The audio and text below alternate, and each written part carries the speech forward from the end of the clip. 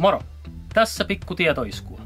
Pyöräala on viime viikkoina kuohuttanut vääränlaiset pikalinkut. 15 vuotta ollaan ajeltu pikalinkuilla, jotka on vaarallisia. Mä näytän teille, kuinka me tehdään niistä vaarattomia ja kuinka me toimitaan, jos ei meillä ole vaihtaa siihen uutta. Vaarallinen pikalinkku auetessaan saattaa jumiutua levyjarrullisessa pyörässä levyjarruun. Ja jos näin tapahtuu, tulee kaatuminen.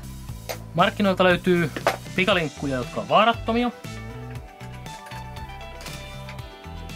Auetessaan ei osu. Markkinoilla on pikalinkkuja, jossa ei ole linkkua ollenkaan. Kuinka me toimitaan, jos meillä on vääränlainen pikalinkku tai niin sanotusti vaarallinen pikalinkku? Ota yhteyttä pyöräsi myyneeseen kauppiaaseen ja kysy, onko tehtaalla kautta valmistajalla jonkinlaista takuumenettelyä asiaan.